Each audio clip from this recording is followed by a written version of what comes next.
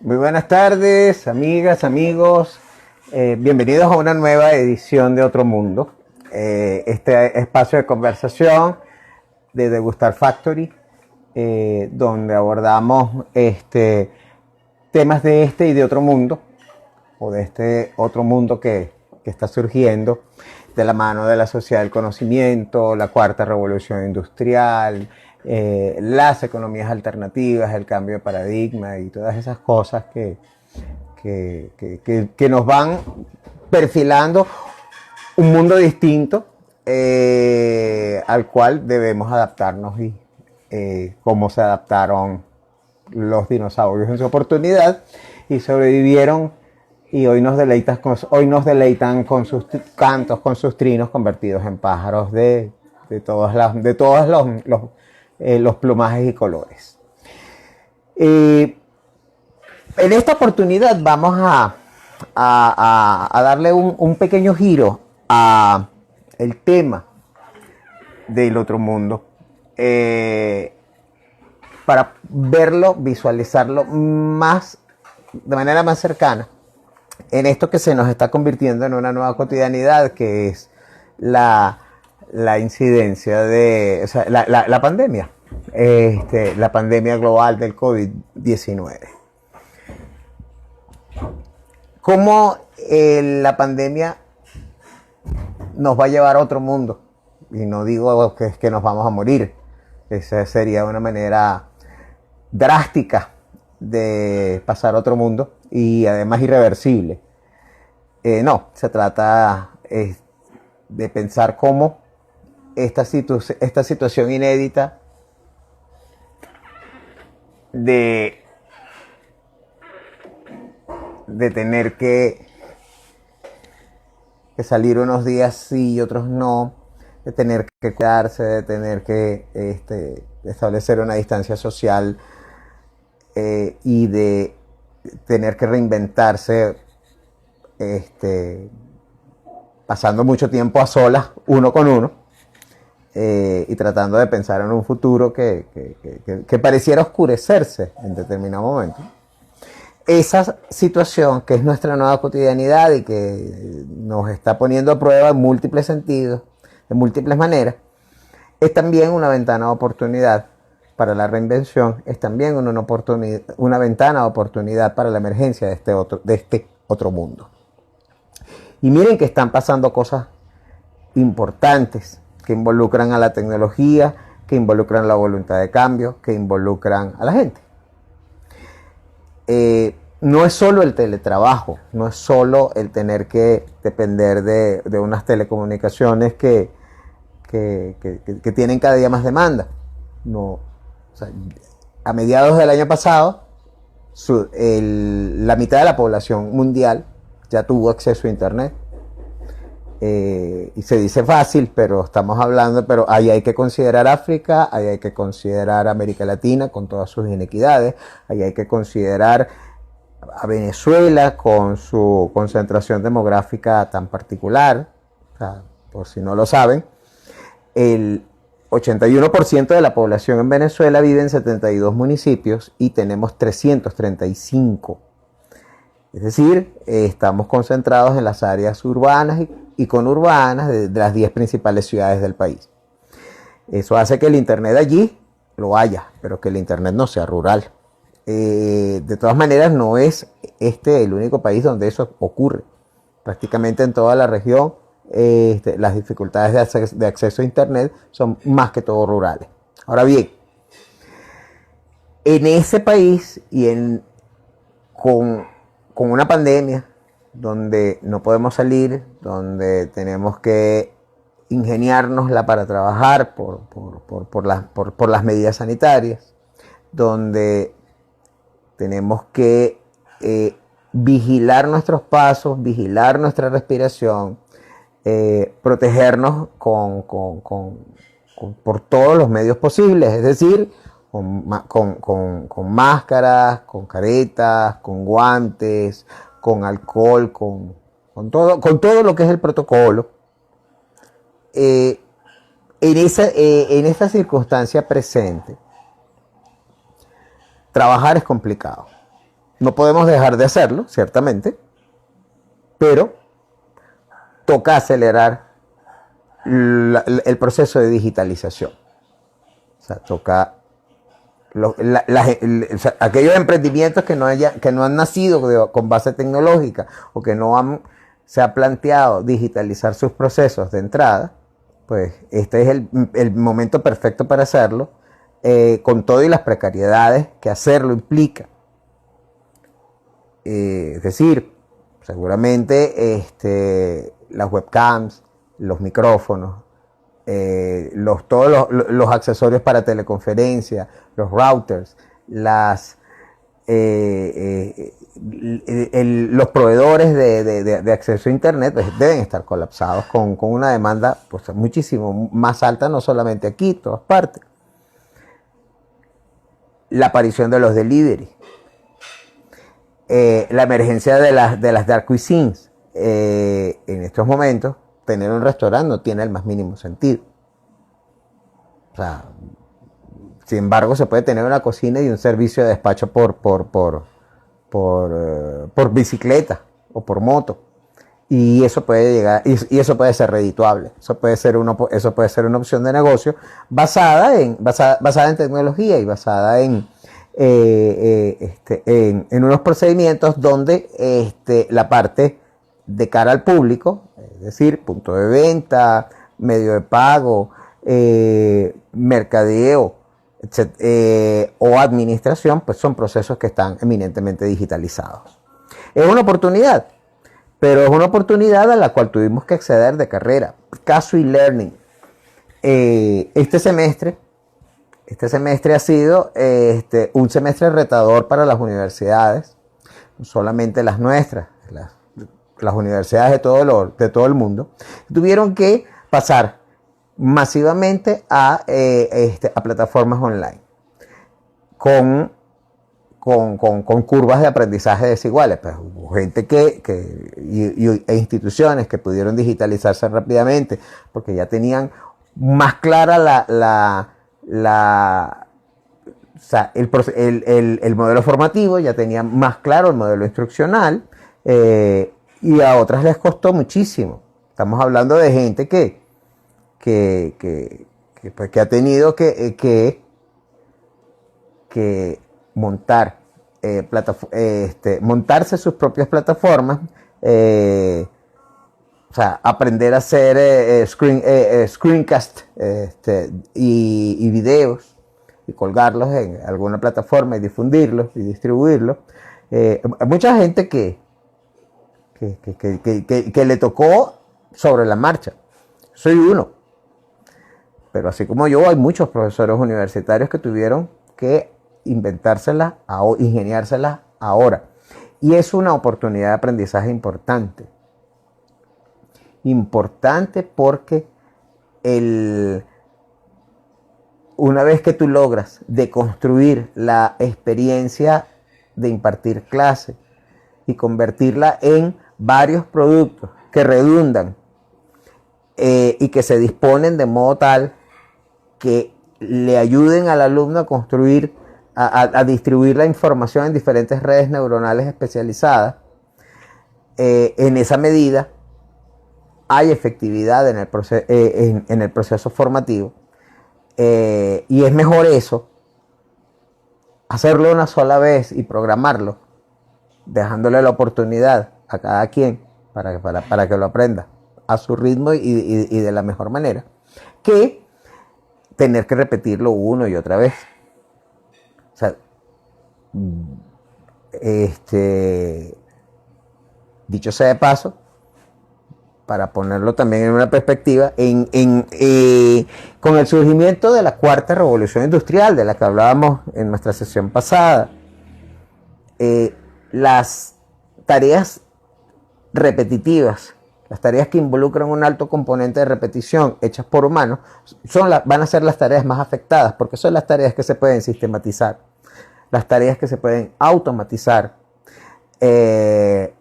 y convertir en algoritmo y en robot, es decir, con plena sustitución de la mano de obra humana.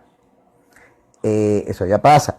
pero las tareas donde está involucrada la creatividad, donde está involucrado el servicio, donde está involucrada la atención personal y donde está involucrada la creatividad y la entrega de valor, esas todavía no son susceptibles de ser sustituidas o automatizadas, porque implican sentido. Y el sentido es otro mundo. El del sentido es el mundo de la espiritualidad. Y cuando digo espíritu, me estoy refiriendo al espíritu religioso. Cuando digo el mundo de lo simbólico, el mundo del sentido, el mundo de lo trascendente, el mundo de aquello que caracteriza a lo humano, en cuanto que humano, no en cuanto en cuanto a la aspiración de ser un poco más y de no morir todos los días de modo irremediable. Es decir, el apetito de no morir del todo, de preservarse para la memoria, la vida de la memoria. Esa es un poco la vida del espíritu. Ese que es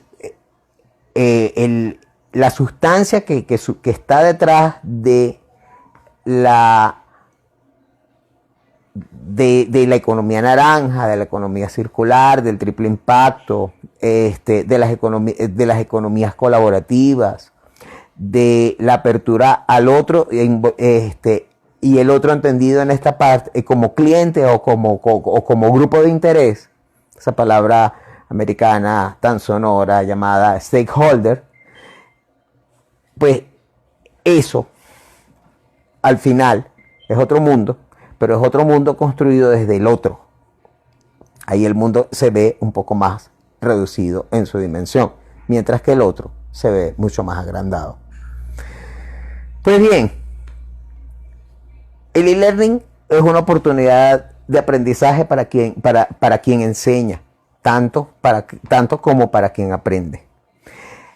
El teletrabajo, la construcción de dinámicas de trabajo que implican ya no delegar y olvidarse, sino generar planes de seguimiento, acuerdos, automatizar algunas cosas, generar distinciones de segundo orden en los procesos productivos. ¿Qué es una distinción de segundo orden? Una distinción de segundo orden son los pensamientos del tipo yo pienso que pienso.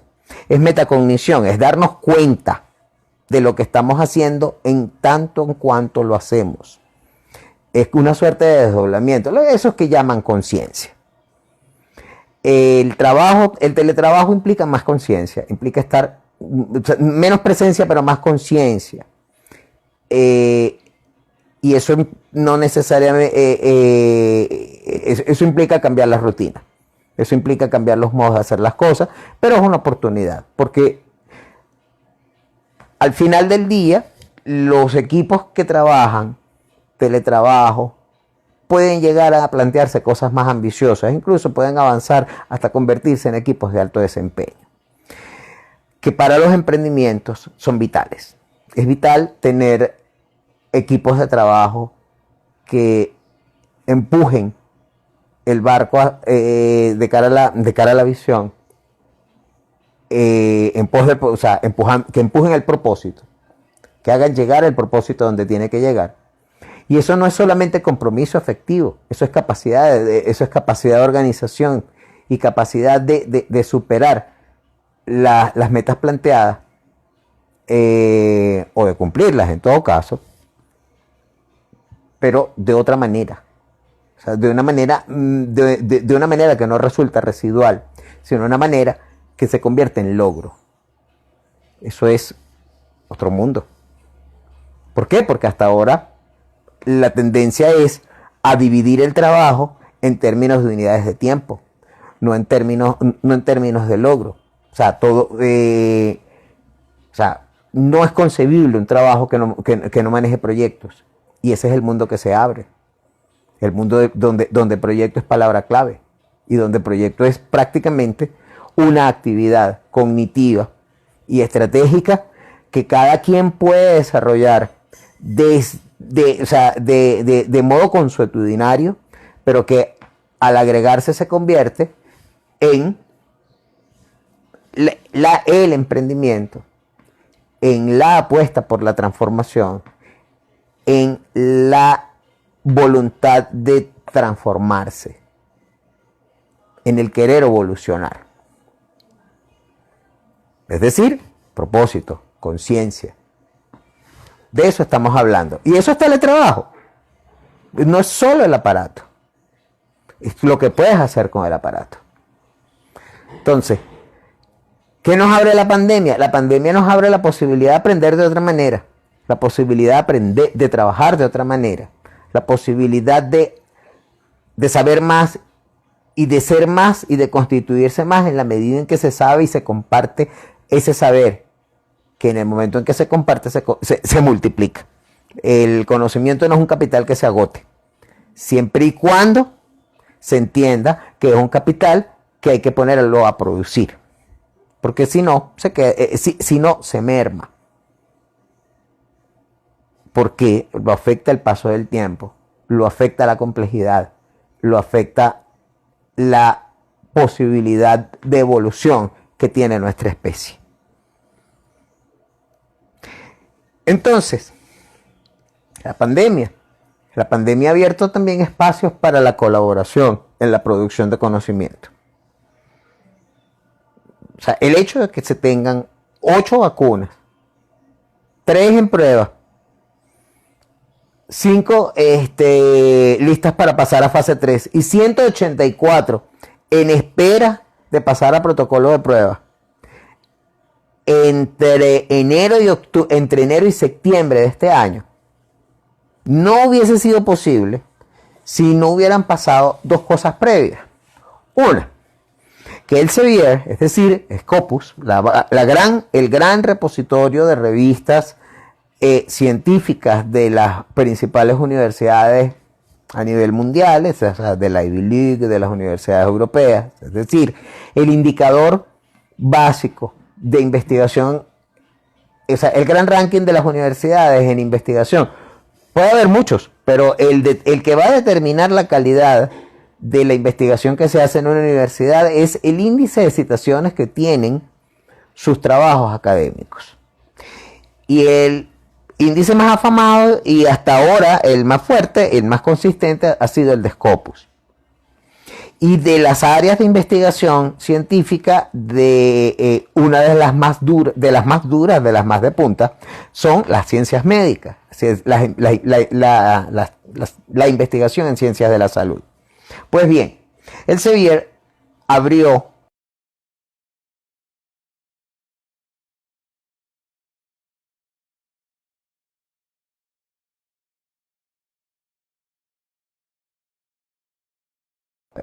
o sea, están completamente abiertos a disposición de quien los baje, a disposición de todo el público.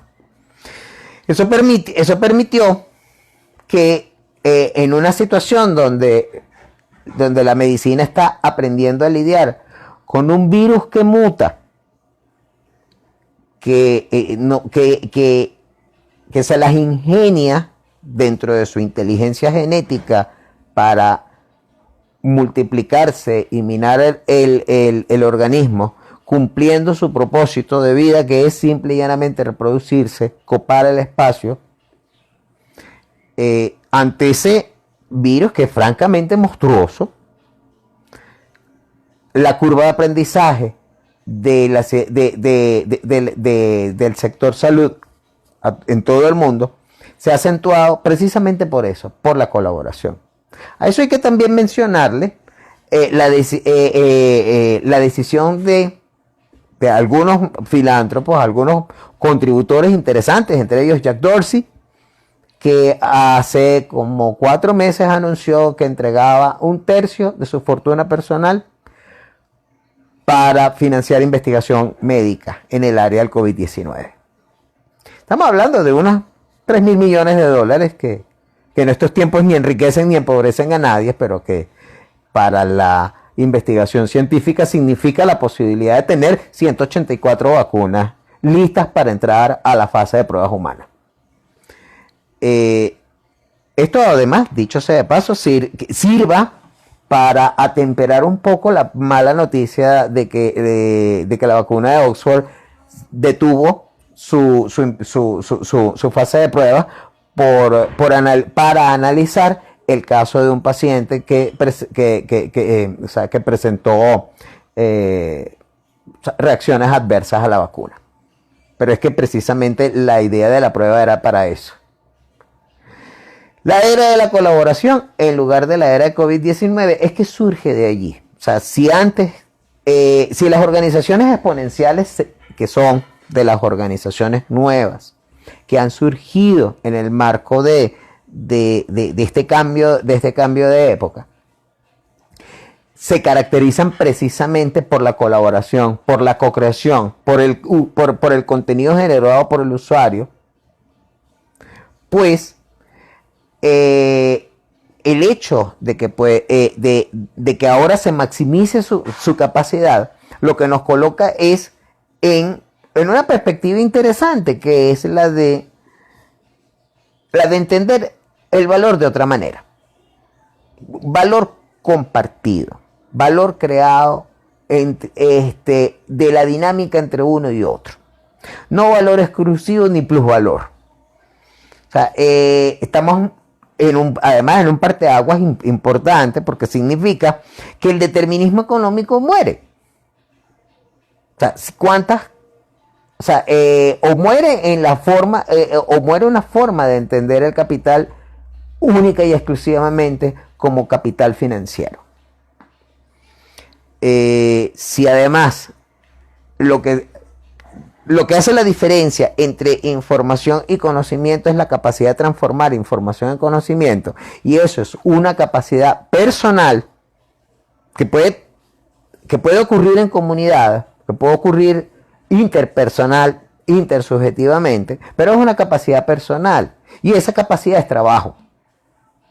¿Por qué? Porque pasa de transformar una sustancia en otra mediante el uso de tu propia capacidad.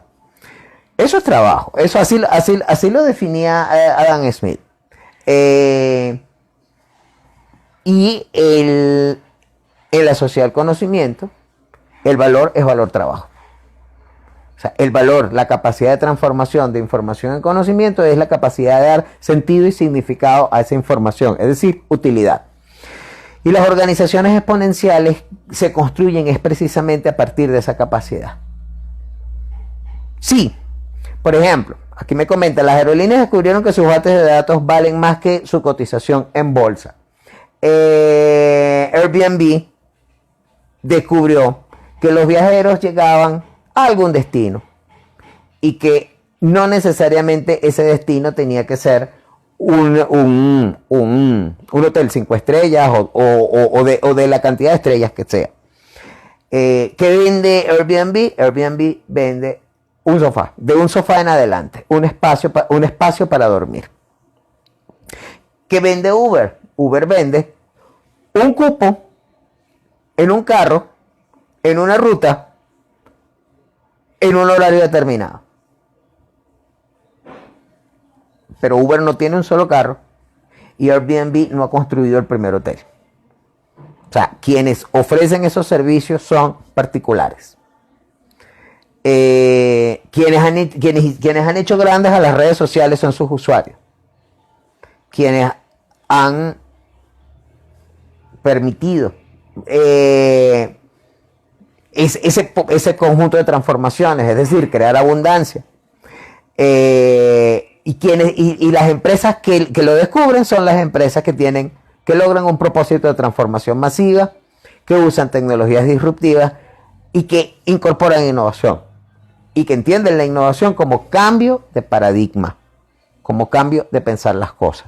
Porque lo interesa, siempre se pensó que la hotelería era parte de la industria inmobiliaria, y que al final del día el modelo de construir grandes edificaciones con una gran huella de carbono para que las operaran cadenas hoteleras internacionales era el modelo de negocio de Donald Trump. Como en efecto era y es el modelo de negocio de Donald Trump. Pero frente a eso tienes a Airbnb. Frente a las grandes cadenas de distribución como FedEx, tienes a Coyote Logistics. Y tienes además muchas empresas que van creciendo. El caso de Coyote es muy similar al de Uber. Coyote Logistics es una cadena, es una comunidad de transportistas que forman una suerte de enjambre donde se ofrecen cupos en camiones por rutas. Coyote lo que hace es enrutar la carga hacia este enjambre. ¿El transporte colaborativo sobrevivirá a la pandemia? Sí, porque la gente al final del día aprende a manejar el protocolo. O sea, si usted maneja bien el protocolo y tiene un carro y ofrece un espacio en su carro para un transporte a una persona que está protegida con su tapabocas, que utiliza, que hace distanciamiento social y hace que él se limpie los zapatos antes de entrar, es decir, cumple con el protocolo, no veo por qué no puede funcionar en el marco de la pandemia. ¿Y sobrevivir a la pandemia? Sí, recuerden además que el presidente de la Organización Mundial de la Salud nos ha advertido que esta es la primera de las pandemias que vienen. Porque las pandemias están afectadas por el cambio climático. Hagamos algo con el cambio climático y solucionaremos las pandemias. O sea, las pandemias no son más que una reacción una reacción de la Tierra, pues. Una reacción del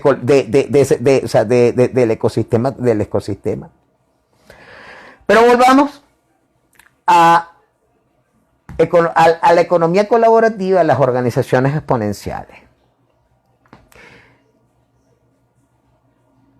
La colaboración remota nos está colocando en la situación de plantearnos la convivencia de otra manera, o sea, la solidaridad de otra manera, o sea, somos menos humanos porque hemos tenido que distanciarnos socialmente. Yo creo que no. Sí implica un cambio de costumbre fuerte, pero es adaptativo. Es adaptativo. O sea, descubrir que el único país del mundo que estaba listo para el fin del mundo, es decir, los únicos protestantes que estaban claros en que el mundo se iba a acabar y ellos iban a sobrevivir, los suecos, los finlandeses, los nórdicos, los que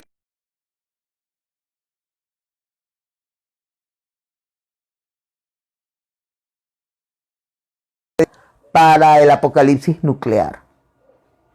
Sírvanse lo que necesiten. Y el mundo descubrió que estaban listos.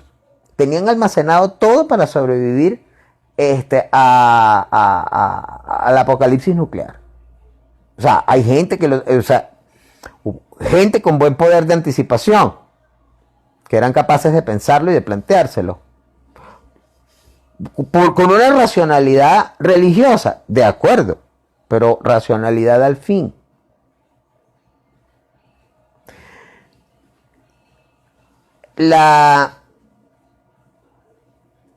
Ese es uno de los descubrimientos. Yo comentaba hace poco que otra de las cosas que nos ha permitido descubrir la pandemia del COVID-19 en términos de comunicación es que hay terraplanistas y hay luditas.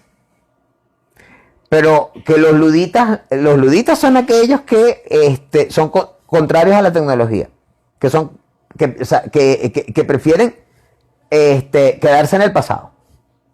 Quedarse en el pasado. Tipo Amish. Los luditas están en contra de la tecnología de información y comunicación tal como las tenemos. O sea, estuvieron en contra del fax, imagínense ustedes. Y los terraplanistas dicen que la Tierra es plana y que todo lo demás ha sido una gran teoría de la conspiración. La comunicación dialógica mediada que se hace en redes sociales y que tiene verdades y muchas mentiras, pero que como en la vida nos obliga a aprender a discernir,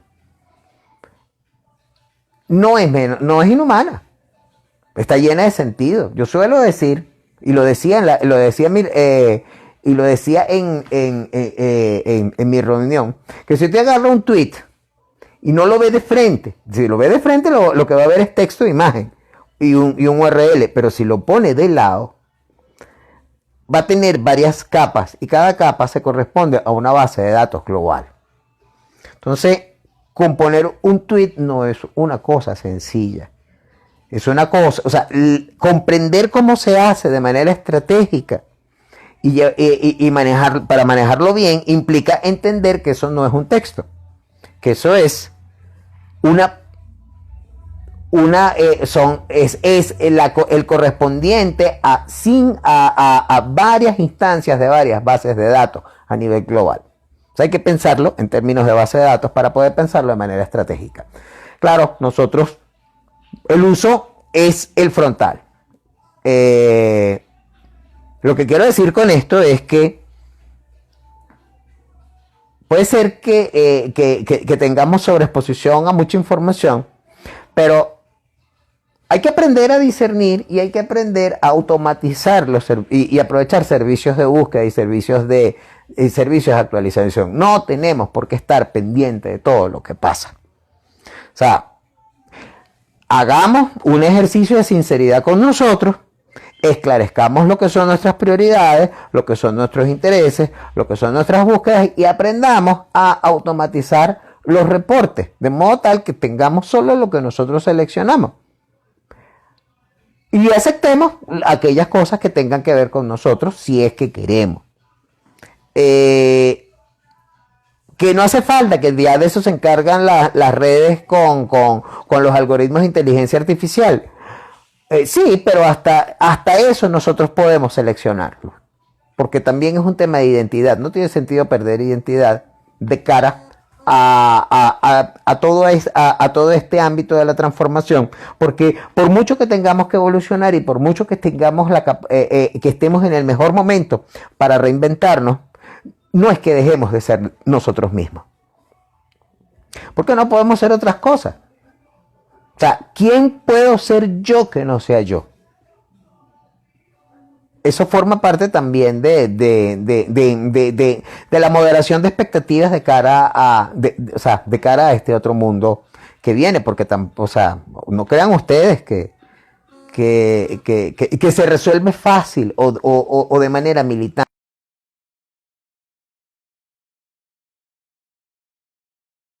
Una prédica para convencer a nadie. Eso es simple y llanamente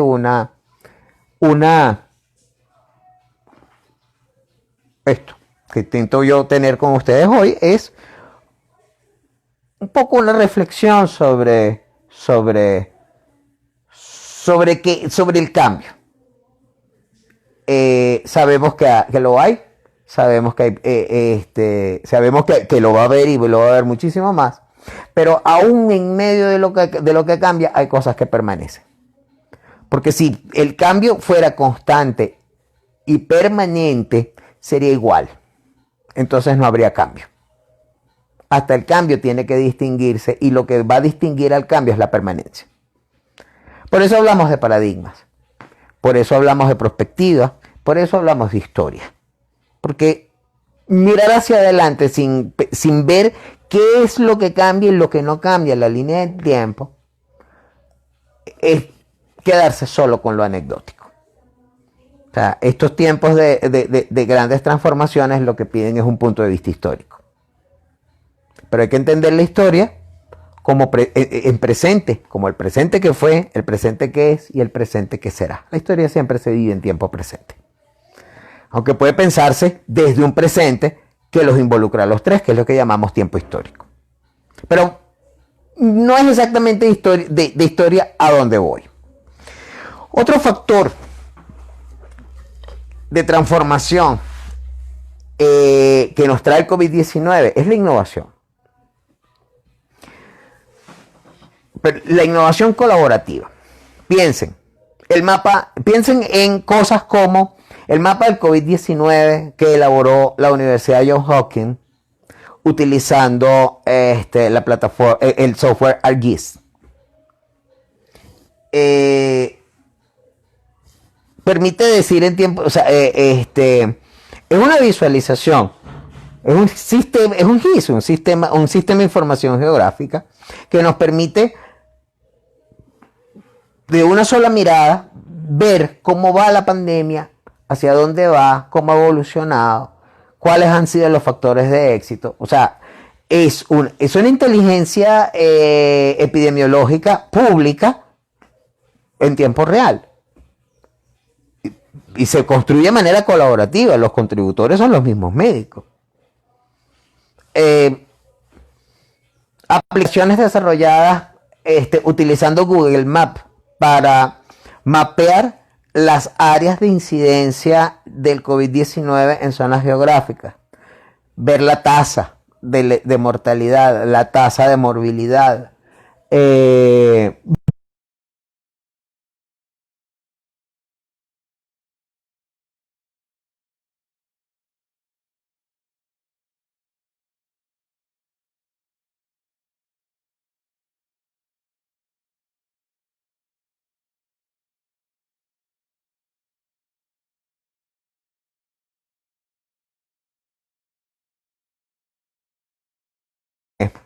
Se implementó en Estados Unidos, lo implementó Google, pero sobre la base de diseños anteriores desarrollados en Corea del Sur, implementados en sociedades que son profundamente colectivistas. Las sociedades del sureste asiático son así, son colectivistas.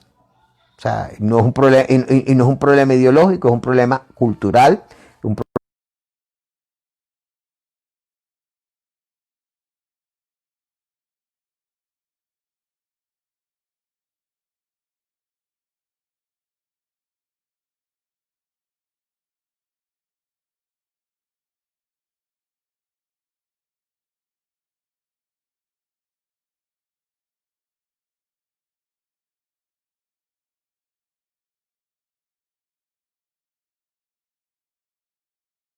Y hay algunos datos que me gustaría mucho compartir con ustedes.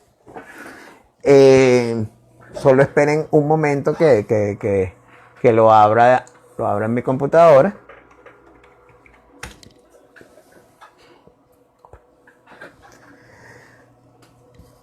Ajá, por aquí lo tengo.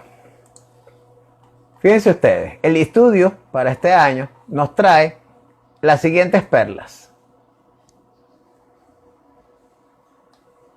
Los líderes mundiales de innovación este año, si se agrupan por zonas geográficas, tenemos que en América del Norte son Estados Unidos y Canadá, en Europa son Suiza, Suecia y el Reino Unido, en Asia Sudoriental, Asia Oriental y Oceanía son Singapur, la República de Corea, o sea, Corea del Sur y Hong Kong. En África del Norte y Asia Occidental, Israel, Chipre y los Emiratos Árabes Unidos. En América Latina y el Caribe, Chile, México y Costa Rica. En Asia Central y Meridional, India, Irán y Kazajstán. Y en el África subsahariana, Sudáfrica, las Islas Mauricio, Kenia y la República Unida de Tanzania. ¿Cuál es mi asombro? Mi asombro es África. Que los líderes de innovación de las economías de ingresos medianos altos en el mundo son China, Malasia, Bulgaria, Tailandia, Rumania, la Federación Rusa, Montenegro, Turquía, las Islas Mauricio y Serbia. Que los líderes de innovación en las economías de ingresos medianos bajos, que son 29 países, son Vietnam, Ucrania, la India, Finlandia, Mongolia, la República de Moldova, Túnez, Marruecos, Indonesia y Kenia. O sea, lo impresionante es que hay mucha más innovación hoy distribuida geográficamente de lo que nosotros nos solemos fijar. Dice el informe, el panorama mundial de la innovación está cambiando. China, Vietnam, la India y Filipinas avanzan de manera constante. Las economías en desarrollo presentan un rendimiento estelar en materia de innovación. Nos dice, pues, eso en el marco de eso considerando la pandemia, eso considerando la situación en la que estamos. Ahora bien, ¿nosotros dónde nos ubicamos? ¿Nosotros acaso estamos fuera de la fotografía? ¿No tenemos capacidad de innovar? Hay que entender algo en relación con la innovación. La innovación no es solo inventar cosas nuevas.